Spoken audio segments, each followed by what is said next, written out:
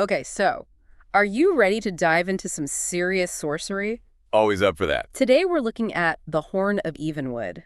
And let me tell you, this grimoire doesn't mess around. It claims to offer a system of magic that, get this, actually works in the real world. Yeah, the author's emphasis on practicality is really refreshing, isn't it? It's like he's cutting through all the fluff you often see. Totally. He even kind of calls out authors who are all secretive, like they're afraid to reveal too much. It's almost like he's saying, here it is, try it for yourself. But then he also weaves in these deeper reflections on life and magic, almost like they're two sides of the same coin. Exactly. He's not advocating for blind faith in ancient rituals, but understanding the principles behind them and making them relevant for today. So it's not just about rote memorization, but really grasping the underlying energy. Absolutely. Now, one thing that really grabbed my attention is his take on the unseen world. He doesn't present it as this far-off, mystical realm, but a very real dimension that's always trying to reach us. Okay, now you've got me hooked. Is he saying we can actually access this unseen world? He says, using the practices he outlines in the book, we can. Wow. Did he, experience this unseen world himself? He describes encounters with spirits, profound spiritual experiences, and in the most ordinary places like dirt lanes, old trees, even barns and ponds. He's saying the magical is woven into our world if we just open our senses to it. Okay, so we've got a practical system of magic, an accessible unseen world, and then there's this whole thing about the devil, which is interesting, to say the least. Right. He doesn't present the devil as this purely evil entity, but as a complex force that's intertwined with our lives, our dreams, even our technology. Huh, that's a far cry from the whole fire and brimstone image we usually hear. He even argues that fighting against the devil, against the realities of our lives, just creates more suffering. It's about embracing the complexities, the light and shadow. Okay, so how do we actually tap into this system? Where do we even begin? He lays out 10 fundamental pillars of witchcraft as a starting point. 10 pillars, huh? All right, lay it on me. What's the first one? Rightly prepared materials of art. He's very specific about purifying everything you use in your magical work. Water, salt, fire, then charging it all with your intention. So no grabbing a random crystal and hoping for the best. Nope. It really highlights the intentionality required for this system. Every element, every action is infused with purpose. Got it. What's next? The power of symbolism. This one really resonated with me. It's about using objects that hold a strong symbolic connection to your desired outcome, like a visual language. So if I'm doing a love spell, I might use roses, hearts, things like that. Exactly. It's about harnessing the power of those symbols to amplify your will. Makes sense. What about words? Do they play a role here? Big time. The power of the word. Using specific, concise words repeated with intention to focus your will. Think traditional incantations. So our words have actual power. They carry an energetic charge. Absolutely. He's adamant that the spoken word isn't just sound, it's a force that shapes reality. Okay, that's both empowering and a little intimidating. What else? Familiar spirits. He stresses the importance of forming a connection with a familiar spirit to help in your magical workings. Hold on, did you say familiar spirit? Like a spirit guide? It's not about summoning just any spirit, he's very clear about that, but working with one that's aligned with this tradition, appointed by the master of this system. Do you say master? Yeah, it's how he refers to the overarching guiding force or intelligence behind this specific sorcery. Okay, got it. So we're not going solo in this magic system. What's the next pillar? It all ties into the next one, actually. It's about surrendering to the power of your familiar, allowing it to work through you. He calls it the transfer of hand, word, and deed. Wow, so it's about becoming a conduit for a power greater than ourselves. Exactly. And then we have rightly gathered and aligned herbs. Herbs, like for potions and spells. Yes. But he stresses using fresh herbs, personally gathered whenever possible, and chosen according to the day, planetary alignments. It's very specific. There's a whole system to it then, like plant energies and planetary influences. Precisely. He believes that act of gathering strengthens the connection between you, the plant, and the earth itself. Wow, so much attention to detail. Okay, we're halfway through. What's next? The law of contagion and sympathy. It suggests that things once connected continue to influence each other even after they're separated. Oh, right, like using a lock of hair or something in a spell. Exactly. It's about harnessing that energetic link. Fascinating. What's the next pillar? The triangle of manifesting. Okay, that sounds intense. What is it? He describes it as a symbol, a focal point for your will, a way to channel your intention and bring your desires into reality. Like an energetic amplifier. You got it. The next one's intriguing. The secret fire. Ooh, that sounds mysterious. It's about cultivating the internal state needed for magic, to work belief, raw emotion, and vivid imagination, all blended together. So it's not just going through the motions, but really believing in it, feeling it. He argues that without the secret fire, rituals are just empty actions, really. Wow, that's a powerful image. All right, what's next? Secrecy.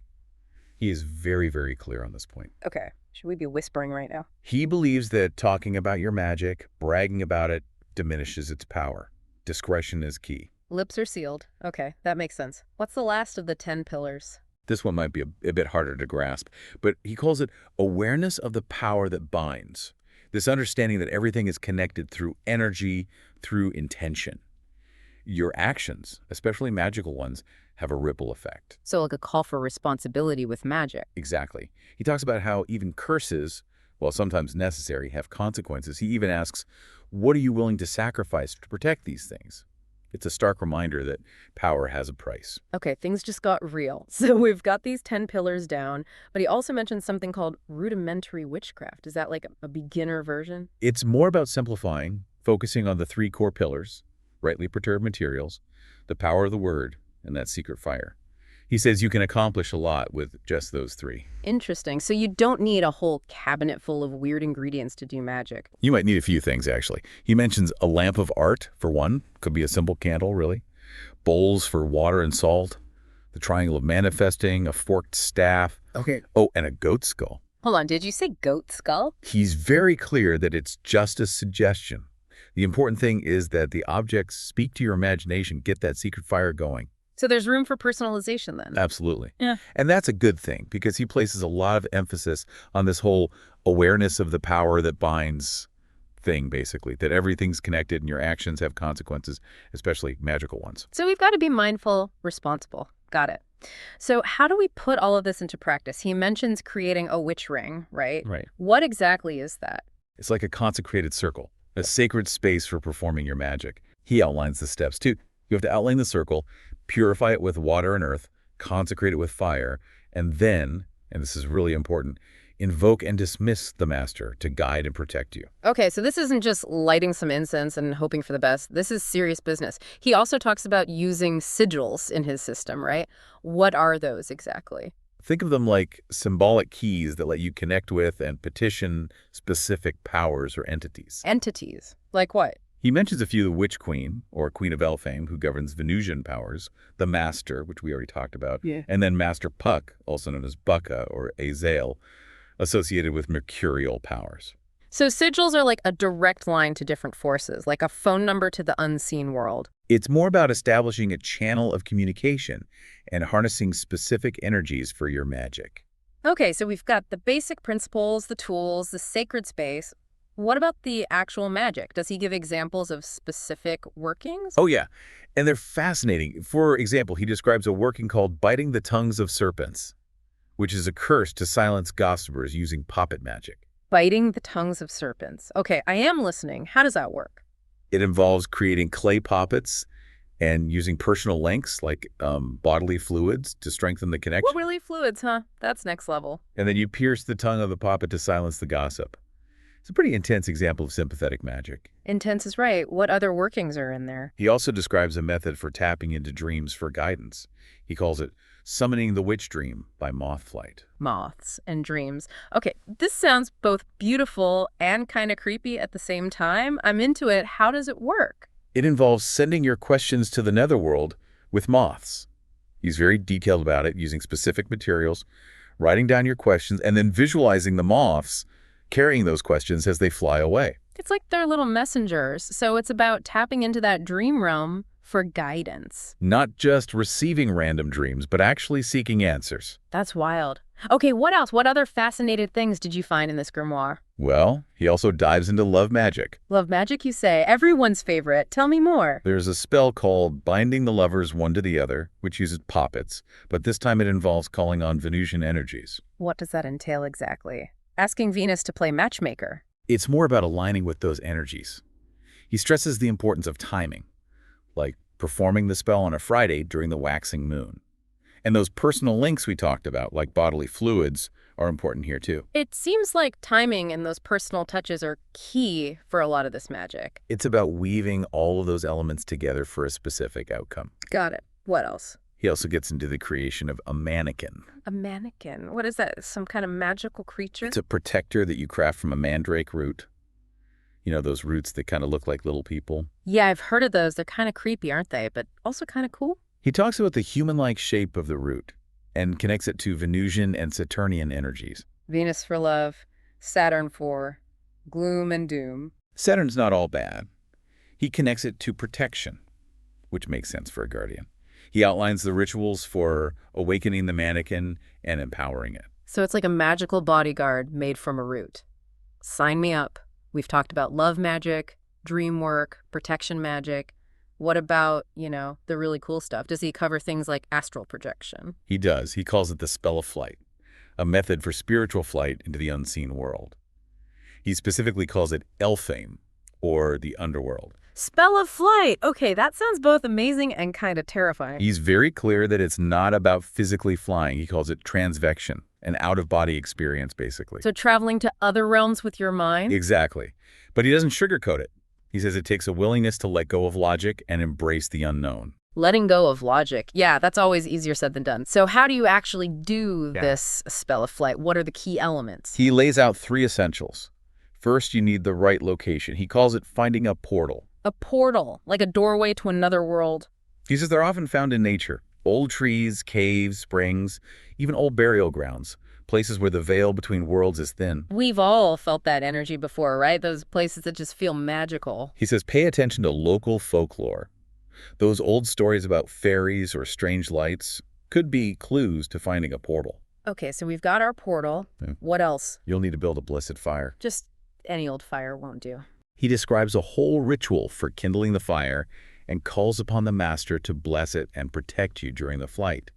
And the timing's important too. He recommends sacred days, like the solstices and equinoxes. Because those are times when the Earth's energy is more intense. Exactly. Okay, and the last essential for this spell of flight is? A riding pole. Now, this is where the broomstick comes in, right? He does mention a broomstick, but he says even a simple piece of wood will work. The object itself is less important than what it represents. Which is? Your intention. Okay. It's about visualizing yourself rising up, going to the unseen world. He even suggests taking something from your portal with you for the ritual, like a stone or some dirt. Interesting. So you can, in a way, do this spell of flight remotely. It all comes back to visualization and belief. He says to hold that riding pole, focus on the fire, and really see yourself rising up with the smoke. It's like a guided meditation, but way more intense. Does he say what it's like on the other side? What you might see or experience? He warns about encountering guardians in the underworld, so there are definitely some risks involved. It's not all sunshine and rainbows, then. Not exactly. It's powerful magic. He makes that very clear.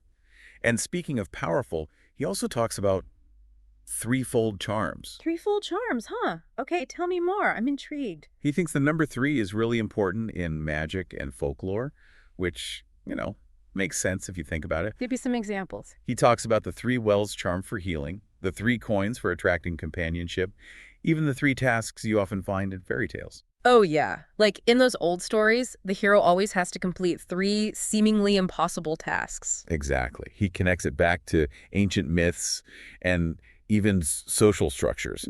He says it represents a kind of third arm of perception, like when you finally understand something. Like an aha moment. Precisely.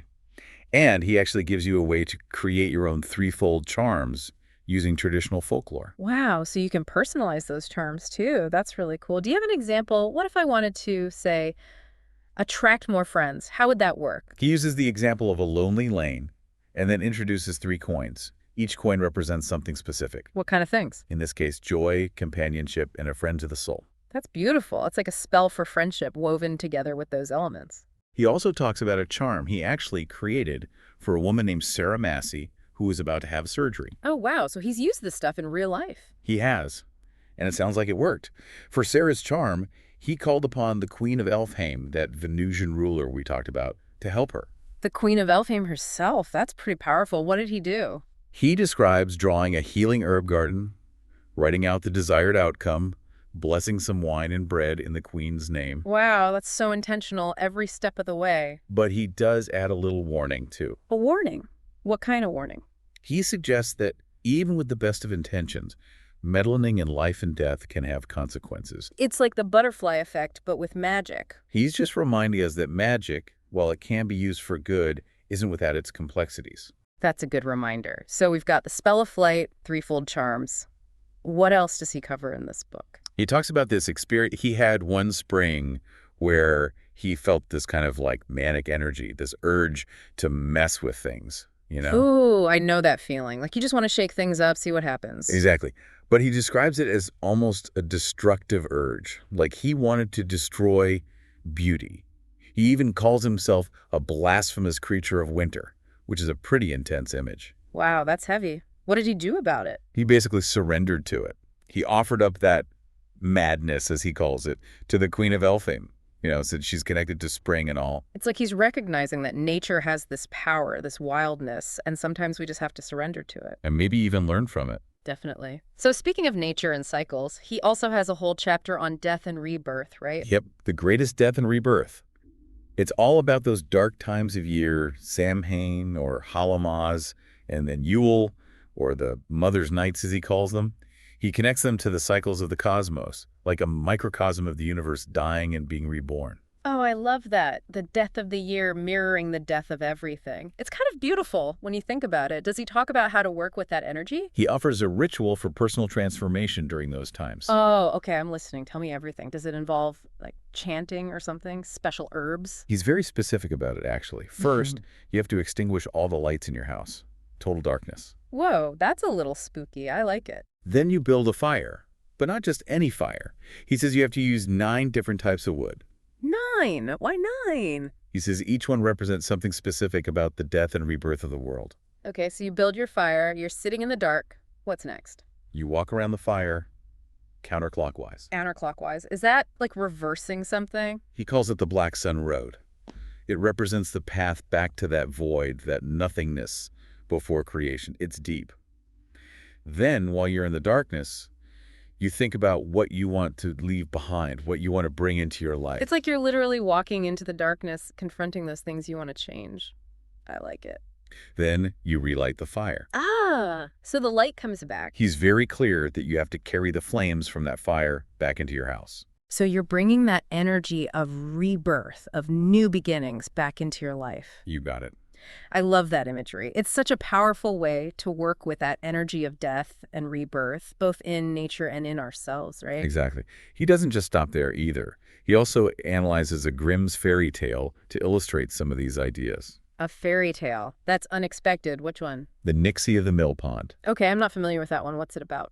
Well, on the surface, it's a story about a miller who makes a deal with a Nixie. You know, those water spirits. Right, like mermaids, but a little creepier. He arguably sees the Nixie as a much more complex figure, though, like a kind of land spirit. A land spirit. Okay, so he's seeing this fairy tale on a whole other level. He connects the mill pond itself to this idea of a liminal space, a place between worlds. And of course, the moon plays a big role in the story, too. Because the moon is all about cycles, about change. Exactly. He's basically saying these old fairy tales are full of hidden wisdom, especially about magic. So it's like a secret language that we've forgotten how to speak. In a way, yeah. But he's giving us the keys to unlock those meanings. I love that. So we've got all these workings, rituals, charms. What else is in this grimoire? What else can people expect to find? He actually includes a pretty comprehensive toolkit in the back. A toolkit? Like what kind of toolkit? A magical toolbox? He breaks down the 7 planetary currents. Mm-hmm. You know, Saturn, Jupiter, Mars, the Sun, Venus, Mercury, and the Moon. Right, like in traditional astrology. He assigns specific herbs to each current and then describes their magical uses and properties. It's really fascinating, actually. So if you want to do some planetary magic, he's got you covered. Exactly. It's amazing how much practical information he packs into this grimoire. But it's not just about the practical stuff, is it? He's also encouraging us to think differently, to open ourselves up to this unseen world all around us. Absolutely. And to remember that we have the power to shape our reality, to work with those unseen forces to create change. But to do it with awareness, right? Always. Mm. He emphasizes that we have to be mindful of the consequences of our actions. Whether we're working magic or just living our lives, everything's connected. That's a powerful message. So, after this deep dive into the Horn of Evenwood, what are your final thoughts? What do you hope people will take away from this? This grimoire really resonated with me. It's a reminder that magic isn't just about spells and rituals. It's about how we see the world, how we interact with it. It's about tapping into that power that's within all of us, that secret fire he talks about. That's beautifully said. It's about finding that spark within ourselves and using it to create the life we want. Exactly. And maybe, just maybe, this deep dive has inspired someone out there to look a little closer at the world around them, to see the magic in the everyday. Who knows, maybe there's a portal hiding right under our noses. We just have to be open to seeing it. He also writes about the hidden dangers of nature. Hidden dangers. I thought nature was supposed to be all, like, peaceful and healing. Well, he tells this story right. It's springtime, and he's feeling this intense energy, but not entirely in a good way. Oh, I know that feeling. Like spring fever, but a little unhinged. Yeah, like that. He describes it as this urge to mess with the natural order, to almost like destroy beauty. He even calls himself a blasphemous creature of winter, which is a pretty intense way to put it. Wow. What did he do? Did he, like, go on a rampage and uproot a bunch of trees? Not exactly. He ends up offering up that madness to the Queen of Elfhem. Yeah. Since she's the embodiment of spring and all. That's actually kind of beautiful. It's like he's recognizing that nature has this raw power, and sometimes the best thing you can do is surrender to it. Totally. It's a good reminder that we're not always in control. Speaking of cycles, he has that whole chapter about death and rebirth, right? Yeah. The greatest death and rebirth. It's all about Samhain and Yule, or Halloween and the Mother's Nights, as he calls them. And how those times of year are connected to, like, the big cycles of the universe. Exactly. He says it's like the whole universe is dying and being reborn. Which, okay, kind of a heavy thought, but also kind of amazing, right? Like, we're all part of this much bigger cycle. Does he talk about how to work with that energy, magically speaking? He outlines this really powerful ritual for personal transformation during those dark times of the year. Okay, I'm all ears. Lay it on me. All right, so first you have to turn off all the lights in your house. Whoa, so we're talking total darkness. Total darkness, and then you have to build a fire. Okay, I'm down with a good fire. Should we make s'mores? Not this time. He's very specific about this fire. You have to use 9 different types of wood.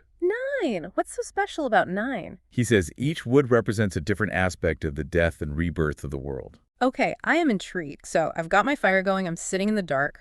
What's next? You walk around the fire counterclockwise. Counterclockwise? Interesting. Is that like reversing something? He calls it the Black Sun Road. It symbolizes the path back to the void, to that nothingness before creation. It's pretty deep. And then while you're in that darkness, you meditate on what you want to leave behind, what you want to bring into your life in this new cycle. It's like symbolically walking into the darkness, confronting those parts of yourself that you want to change. I love that. What happens next? Then you relight the fire. Ah, the light returns, symbolic of, like, hope and new beginnings. He's very clear that you have to actually take the flames from that fire and use them to relight your house. For bringing that energy of rebirth back into your life, literally. It's a powerful image, right? Joe, it is. It's a powerful way to work with that energy of death and rebirth, both out in the world and within ourselves. And speaking of the world, he also uses a Grimm's fairy tale to illustrate some of these same themes. Which one? The Nixie of the Mill Pond. I've never heard of that one. It's not as well known as some of the others. It's about a miller who makes a deal with a Nixie, one of those water spirits. Okay, I'm picking up what you're putting down. He's digging into the deeper meaning of this fairy tale, right? Totally. He sees the Nixie as representing something much bigger, like a land spirit that can bring both prosperity and destruction. So it's not just a scary story about a monster in the water. Definitely not. And of course, the moon plays a big role in the story too, which ties back into those themes of cycles and change. Right, because the moon is all about those cycles, waxing and waning, disappearing and reappearing. He's basically saying that these old fairy tales are full of clues about magic and the unseen world. We just have to know how to read them. Okay, so we've covered a lot of ground here. We've talked about the workings, the rituals, the charms. What else can people expect to find in this grimoire? He has a whole section in the back that's like a magical toolkit. That toolkit. Okay, now I'm really curious what's in it. He goes through the 7 planetary currents, like in traditional astrology, Saturn, Jupiter, Mars. I know those. right? And he lists a bunch of different herbs that are associated with each planet and then describes how to use those herbs in your magic. It's like he's giving us a crash course in planetary magic. Yeah. He's big on practicality, remember? Yeah. He wants you to actually put these things into practice. I love that. It's one thing to talk about magic, but he's actually giving us the tools to do it. He reminds us that it's not just about the tools, though. It's about how we see the world. It's about changing our perception, opening ourselves up to the magic that's already there. And remembering that we have more power than we realize. That's a great takeaway. So as we wrap up this deep dive into the Horn of Evenwood, what do you hope people will remember most? That magic is real, it's accessible, and it's within all of us. It's about connecting with that power, that secret fire, and using it to create positive change in our lives. I love that. It's not about escaping reality. It's about transforming it. It's about finding that power within ourselves and in the world around us. Exactly. Maybe this deep dive will inspire someone to go out and explore a little, see the world with new eyes. Who knows? You might just find a portal in your own backyard. Thanks for joining us for this deep dive.